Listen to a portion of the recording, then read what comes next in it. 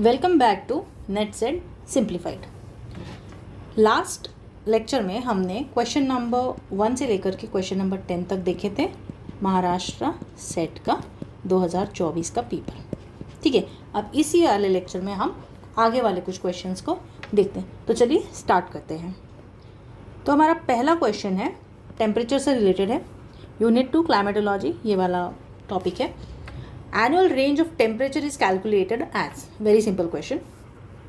तो ऑप्शन है कि डिफरेंस बिटवीन एनुअल मैक्सिमम और एनुअल मिनिमम टेम्परेचर लास्ट के 100 साल के। ठीक है, तो ये हमारा आंसर नहीं है। ठीक है, सेकंड है difference between warmest and coldest monthly means of the temperatures in a year.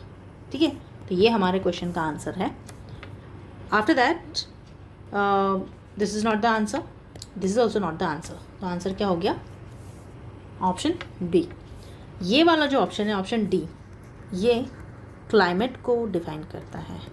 ठीक है, तो इसको आपने याद रखना है, can be asked as a question in another examination. ठीक है, चलिए एक्सप्लेनेशन को देखते हैं एक बार। Difference between warmest and coldest monthly means temperature in a year. Annual range of temperature जो होती है उसको कैसे डिफाइन किया जाता है? It is a difference between average temperatures of the hottest month and the coldest month. So let's suppose hottest month is June which is 35 degree Celsius. ठीक है, and the coldest month is January which is 15 degree Celsius. तो इनको minus करेंगे तो आपका answer आ जाएगा, annual range क्या आ गई, 35 minus 15 which is equals to 20 degree Celsius. It is not about daily values or long-term averages, but simply about the difference in the average monthly temperature within a single year. ठीक है, चलिए आगे बढ़ते हैं। Next question है हमारा Appleton layer, जो हमारा स्ट्रक्चर ऑफ एटमॉस्फेयर वाला टॉपिक है फ्रॉम यूनिट 2 क्लाइमेटोलॉजी, उसमें से ये क्वेश्चन है। तो स्ट्रक्चर ऑफ एटमॉस्फेयर में हमने लेयर्स देखी है एटमॉस्फेयर की। ठीक है, ट्रोपोस्फियर, स्ट्रेटोस्फियर, मेजोस्फियर। ठीक है, तो ये वाले सेक्शन से ये क्वेश्चन है। तो ये क्वेश्चन में पूछा है the layers of atmosphere known as Appleton layer is what. ठीक है, तो आंसर क्या है हमारा? Answer is C, F2 layer. ठीक है, तो F2 layer is our answer. तो चलिए F2 लेयर के बारे में कुछ फैक्ट्स पढ़ लेते हैं। So it is a part of the F region of ionosphere, specifically upper F2 layer. कब अपीयर होती है? दिन में भी होती है, रात में भी होती है, but stronger during day time. Altitude कहाँ पे लोकेटेड होती है? तो 250 से 400 kilometre above the earth surface. It is named after sir Edward Appleton, जिन्होंने रेडियो वेव्स का प्रोपोगेशन आयनोस्फीयर में कैसे होता है इसको स्टडी करा था। तो ये नाम इम्पॉर्टेंट है। ठीक है, फंक्शंस क्या होते हैं? तो हाई फ्रिक्वेंसी रेडियो वेव्स को ये रिफ्लेक्ट करती है, जिसकी वजह से long wave radio communication enable होता है। ठीक है, it is influenced by the solar activity, UV radiation from the sun ionize the gases to form this layer. इसीलिए ये वाली लेयर डे टाइम में ज़्यादा स्ट्रॉन्ग होती है। ठीक है, आयनोस्फीयर, इसके बारे में थोड़ा सा पढ़ लेते हैं।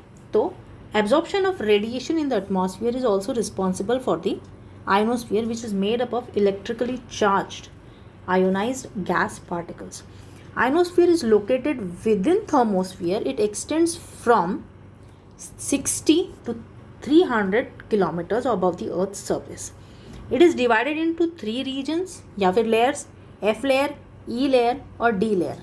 ठीक है, during the daytime F layer splits into 2 layers and then recombines at the night. तो दिन में क्या होता है, ये जो F लेयर है ये 2 हिस्सों में बढ़ जाती है और रात में यही एक हो जाती है। ठीक है, so this is in the day time and this is in the night time. Okay, since the ionosphere's existence is due to radiation from the sun striking the atmosphere, all 3 layers are more dense during the day. Important point है, इसको याद रखना है। ठीक है, at night they decrease in density with D layer essentially disappearing. तो रात में तो डी तो गायब हो जाएगा, डायरेक्ट गायब हो जाएगी रात में, बाकी रहेंगे लेकिन डेंसिटी कम रहेगी। ठीक है, ये जो 3 लेयर है इसमें से ई लेयर सबसे पहले डिस्कवर हुई थी। तो 1901 में क्या हो गया था, मार्कोनी ने सिग्नल ट्रांसमिट किया यूरोप और अमेरिका के बीच में, and showed that it had to bounce off an electrically conducting layer at about 100 kilometers altitude. उसके बाद in 1927 Sir Edward Appleton named that conducting layer as electrical layer. इसीलिए नाम आया E layer. E का मतलब होता है इलेक्ट्रिकल। अब उसके बाद ये जो लेयर्स बनी इनको सिंपली अल्फ़ाबेटिकल ऑर्डर में नाम दिया है। ठीक है, लेकिन एडवर्ड एप्पलटन ने इसका नाम इसलिए दिया था, कंडक्टिंग लेयर को उन्होंने इलेक्ट्रिकल लेयर बोला, जिसका शॉर्ट फॉर्म बनता है E layer. Additional conducting layers discovered later were simply named alphabetically D and F. Bouncing radio signals off the ionosphere is an important quality which allows the radio to reach places all over the world. हमको सिर्फ कुछ important points याद रखने हैं ionosphere के बारे में, that it is made up of electrically charged या फिर ionized gas particles. इसका altitude होता है 60 to 300 kilometers. It is divided into 3 layers F, E and D. E को हमने सबसे पहले इसी के बारे में डिस्कवरी हुई थी, उसके बाद इन दोनों की डिस्कवरी हुई जिसको अल्फ़ाबेटिकल ऑर्डर में नाम दिया था। ओके, और एडवर्ड एप्पलटन ने कंडक्टिंग लेयर को इलेक्ट्रिकल लेयर कहा, इसीलिए इसका नाम ई लेयर पड़ा।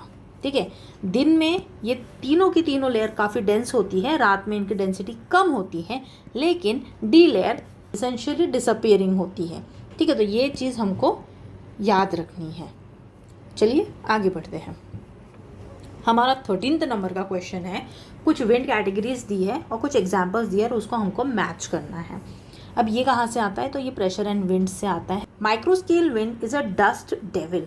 It is the smallest wind system. Micro है, स्मॉलेस्ट है। ठीक है, इट अकर्स एट मीटर और अ फ्यू किलोमीटर स्केल। इतनी छोटी होती है, लोकल टर्बुलेंस की वजह से होती है, like dust devils and small whirlwinds. Meso medium scale होती है, तो सेंटा एना कुछ किलोमीटर्स से फ्यू हंड्रेड्स ऑफ किलोमीटर तक जाती है। ठीक है, इसका एग्जाम्पल इंक्लूड होता है जैसे local winds like Santa Ana, land breeze, mountain and valley winds.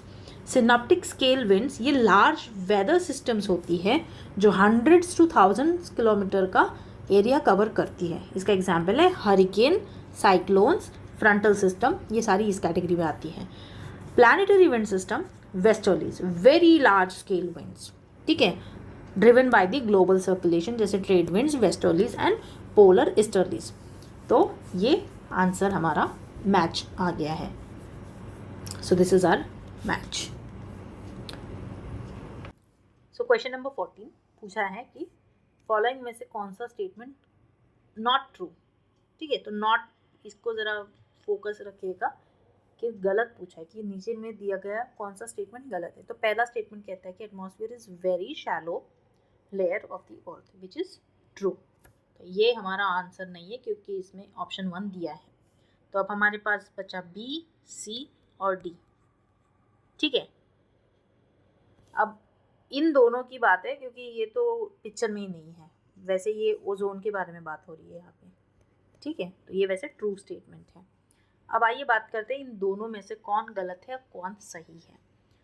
तो स्टेटमेंट कहता है कि 99%, more than 99% of the atmosphere is within 30 kilometers of the earth surface.